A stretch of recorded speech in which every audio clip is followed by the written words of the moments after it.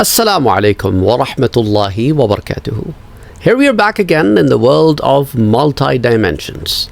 Last time we talked about the fourth dimension, and I gave you two separate lectures on fourth dimension. Today we have gathered over here to learn about the fifth dimension. The higher up you go in the dimensions, the more complicated they get. In the fifth dimension, you have to keep in mind that first of all, the time is not linear. A linear time is where something is in the past and something is in the future. You move through the same time frame. When the time becomes non-linear, that means there are several time frames running at the same time in parallel. Therefore, there are parallel realities, not one but many realities or many possibilities. To help you understand this concept, let's assume that we are standing in a hallway with many doors, and each door is a doorway into a different reality. I open door number 1, in which I begin my lifestyle as one individual who is on the walkway of becoming a teacher. From start till end, it's the life of a teacher. I close the door and I am back into that same hallway, so I am traveling back in time to now explore the other set of possible realities, where another door may lead me to become a doctor, another door may lead me to become an engineer, another doorway may lead me to become a scientist, another doorway will lead me to become a scholar, another doorway would lead me to become a hafiz, a alim, a muhaddith, whatever is the path. And all of these realities are many possibilities running in parallel, and these are achievable through these many doors. Now, can we enter a fifth dimension, or will we ever see a fifth dimension? I will give you a couple of examples. This is, again, my understanding. Whatever I'm presenting to you in terms of 4 dimensions or fifth dimension, these are my understanding of these concepts. So they are open to debate. They are open to, I would say, disagreement. You may disagree with me. That's perfectly fine, because these are my understandings of these ideas. So when we say that there are endless possibilities, there are many possibilities which are all running in parallel, and the time is non-linear. So let's assume, this is a common practice. Some of you might have experienced it yourself, that you see an individual in your dream. And then, at the same time they were also sleeping, because you guys are in the same vicinity. And you know that this is the same sleeping time for everybody. And you wake up. And then you make a call to them and say, last night I saw you in my dream. Did you also see me in your dream? And they would be like, no, I did not see you in my dream. Rather, in my dream, I saw so-and-so. And both of you call so-and-so, and that person would be like, no, I didn't see you last night. Now, what is going on here? It is basically in the fifth dimension, where when you opened the door into the world of dream, you had one reality that you lived through, in which you had certain number of people that you came across. Your dream is not lying. It's not like you never met with them. But the door that they opened, that was a different reality. Without paying attention to that, they in parallel coexisted in the other realities. But that was not their focal point of attention in the dream. Now, sometimes it happens to be so when two people are seeing the same dream and they remember it. And they remember meeting in the dream, or at least one of the two people would remember seeing each other in the dream. Let me to give you an example. Uthman radiallahu anhu, the day before he was martyred, the night before, on Thursday night, he saw a dream in which the Prophet sallallahu alaihi wasallam told him that tomorrow you should do iftar with us. So the day he was martyred, he was fasting. That was the Yawmul Jum'ah. And he passed away before Maghrib, after Salatul Asr and before the Salatul Maghrib. Between the time frame, he passed away. So the Prophet ﷺ came in his dream But that was not the only person in the whole wide world in whose dream Prophet ﷺ would have come at that very moment. Or in our times, Prophet ﷺ at the same time may be appearing in the dreams of many individuals across the world out of these 1.7 billion Muslims. Whoever is in that state. Now that's a different thing that some ulama have actually also claimed to be in the presence of Prophet ﷺ, being able to see him while they are awake. Now that's another discussion. We're not going to bring that over here. Maybe we can say like this is a peeking into a parallel dimension with the open eyes.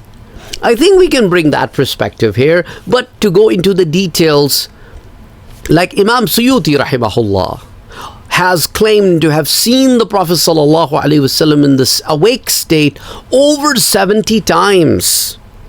And he's not alone. There are so many other ulama who have reported these kind of things. We can put that to discussion some other day, because that will take a very long time if I start going through each and every one of them and their accounts and which books talk about it.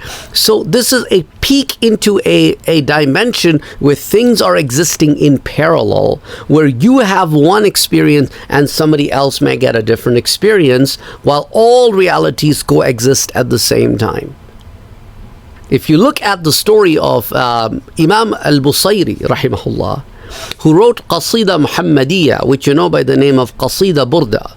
A famous story that is tied with that is that he was paralyzed when he wrote that story, when he wrote that poem, the Qasida Burda or Qasida Muhammadiyya, and then he saw, when he was done with that burda, when he completed it, he saw Prophet sallallahu alaihi wasallam in his dream. And the Prophet ﷺ told him to recite his qasida in the presence of the Prophet ﷺ, where he was not the only one in that place. There were other people around him too. So he said, Ya Rasulullah, I am incapable of doing it because I am paralyzed. And the Prophet ﷺ touched him with his blessed hand, and his paralysis was gone in the dream. And here he recited the entire qasida to the Prophet Muhammad sallallahu alaihi wasallam. And the Prophet gave him, this is the history behind, this is the story behind why this is called Qasida Burda when the original name was Qasida Muhammadiyya. Burda is shawl. So the Prophet gave him his shawl as a gift of him praising the Prophet sallallahu alaihi wasallam in his qasida. Prophet got so happy that he gifted him the burda. And then when the dream is over, it's the morning time. He looks to the side of his bed, he finds a burda. And he's like, this is something that I saw in the dream last night. And then he said, well, let me see if I can get up, because I was a paralyzed person. He tried to get up and he was up. He tried to get off the bed. He was capable of doing that. He tried to walk. He was able to walk. I'm telling you the stories that come in the book. And these stories can very well be understood in this perspective, that he was probably not the only one that was visiting the Prophet that night, and there might have been others, as reported by the different ulama in their books, that the Prophet ﷺ concurrently holds several majalis in the world of Barzakh. Depending on your level in the Barzakh, you attend those majalis. That is from some other day. I'll talk about it. I don't want to go into too many different directions and deviate from this fifth dimension understanding that I have. Now this is another point that I want to raise to you here. Imam Busayri leaves his house, and this is Alexandria in Egypt, that you know by the name of Iskandariya. And he's walking in the streets of Alexandria or Iskandariya. That same morning, a man calls his name from right behind him. A man who apparently looks like a very poor man. And he said, "Oh, Busayri." And he turns around. He has never seen this man before. And he said, "Oh Busayri, can you recite that qasida to us one more time?" And Busayri said, "Which qasida?" He said, "The one that you recited to Prophet Muhammad last night." And Busayri said, "How did you know?" He said, "When you were reciting that qasida to the Prophet Muhammad sallallahu alaihi wasallam, and he was enjoying your qasida, I was also present in that majlis.